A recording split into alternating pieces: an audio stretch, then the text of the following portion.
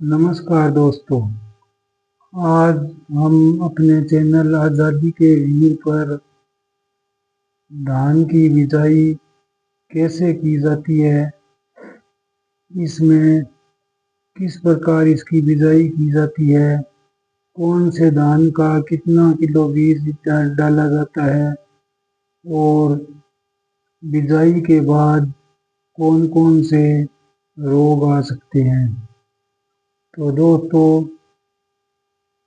ये सब जानने से पहले चैनल को सब्सक्राइब कर दो, लाइक और कमेंट भी कर देना। दोस्तों, आज़ादी का वीर चैनल हमने नया खोला है, तो आप हमें पूरी सपोर्ट करना। तो अब हम शुरू करते हैं अपना वीडियो।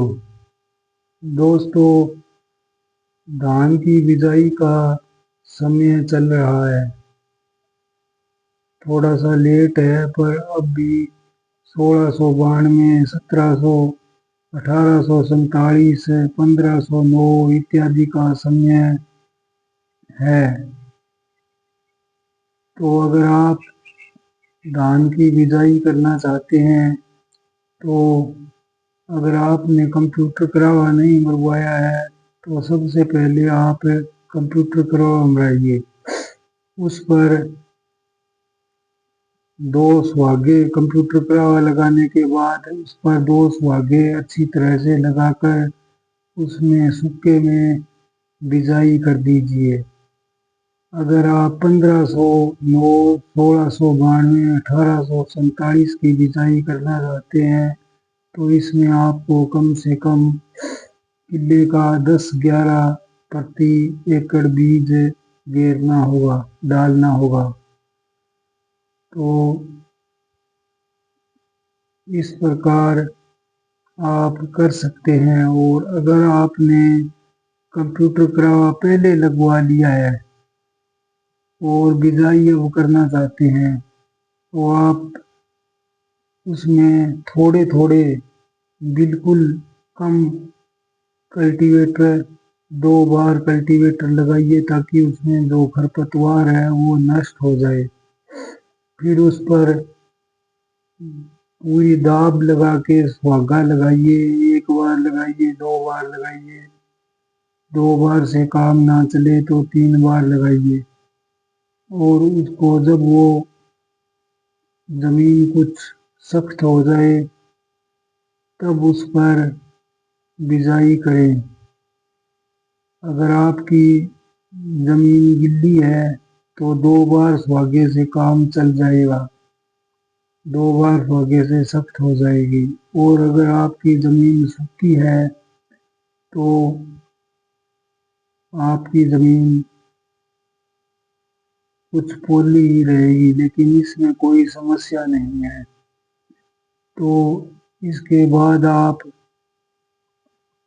1509, 1847, 1692 की बिजाई में से कोई भी धान की बिजाई कर रहे हैं, तो कम से कम 10-11 किलो बीज डालिए।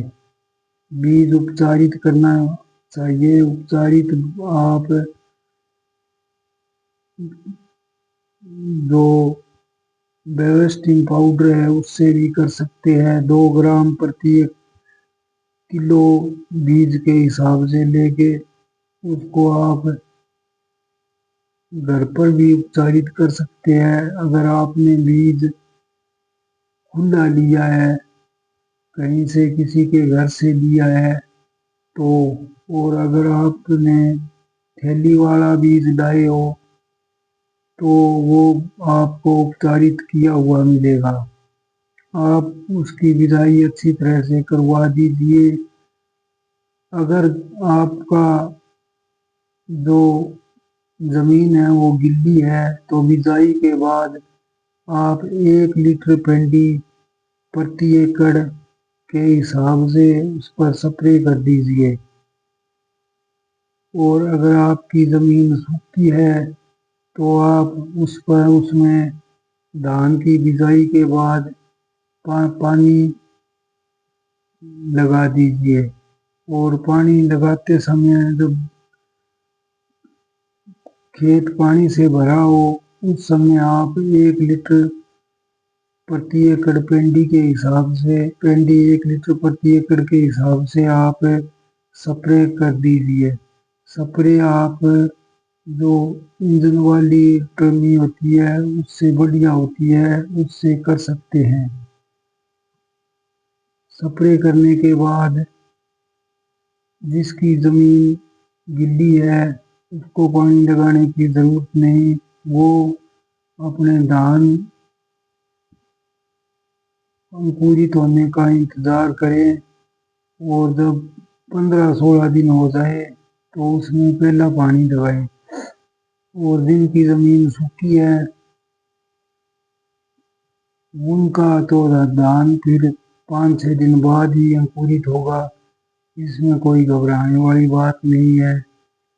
अब देखना ये है कि आपका धान अंकुरित कैसा होता है।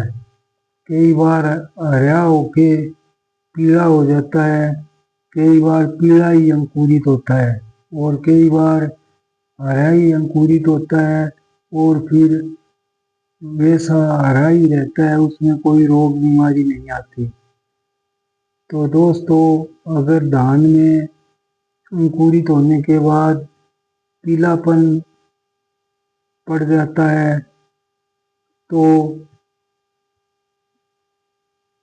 वो रोग काफी खतरनाक होता है धान के लिए। वो उसके ठीक होने के चांस 50-50 होते हैं। तो सबसे अच्छा तरीका यही है कि आप उसमें 20 किलो प्रति एकड़ के हिसाब से लोहा जिंक, जिसे आयरन बोलते हैं, वो अगर आप सीधी डाल सकते हैं बिना कुछ मिलाए, मिट्टी मिलाए, यूरिया तो डालनी नहीं है, मिट्टी मिलाए अगर आप डाल सकते हैं तो बिना मिट्टी मिलाए डाल दो। और अगर आप बिना मिट्टी के, बिना किसी चीज मिलाए नहीं डाल सकते तो उसमें थोड़ी भूरी सी गिल्ली मिट्टी लेके उसमें कुछ मिट्टी मिला लो कि वो वजन 30-40 किलो हो जाए।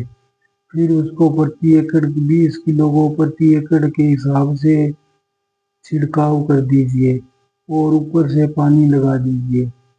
पानी लगाने के बाद फिर आप उस पर आयरन जिंक की स्प्रे कर दीजिए।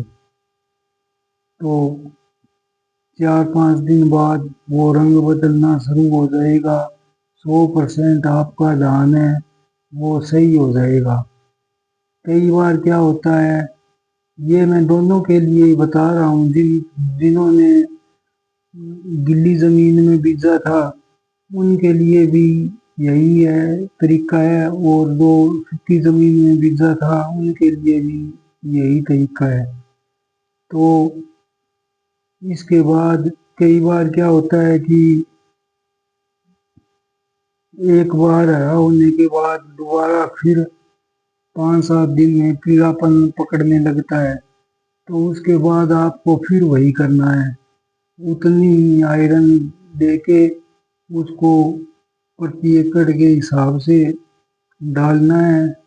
और पानी लगा के जब बत्तर आ जाए तो उसमें जिंक और आयरन की अच्छी तरह से स्प्रे करनी है। जो आजकल क्या है कि हमारे यहाँ घास की तो दवाई आती है, कोई भी घास है, गंठीलिया घास है, सट्टा है, कोई दूसरा घास है, उसकी तो दवाई आती है। एक जो डूब है उसकी दवाई नहीं आती, वो कोई भी स्प्रे बिजाई करने से पहले कर दो, वो उगे ही उगेगी, अंकुरित होगी। एक जो शामक होती है वो अंकुरित होगी, वो पेंडी से नहीं रुकेगी। तो इन दोनों की दुआई है। आप दूब के लिए प्रति एकड़ 80 ग्राम साथी आती है, वो लेके प्रति एकड़ उसकी 4 ड्रमी कर दीजिए, 5 ड्रमी कर दीजिए, 80 ग्राम प्रति एकड़ स्प्रे कर दीजिए। अगर आपके खेत में धान में दूब है तो 10-15 दिन बाद में धीरे धीरे वो धूप अपने आप खत्म हो जाएगी और धान रह जाएगा। और अगर आपके खेत में श्यामक है धान के साथ उगी हुई, तो आप जो दवाई आती है वो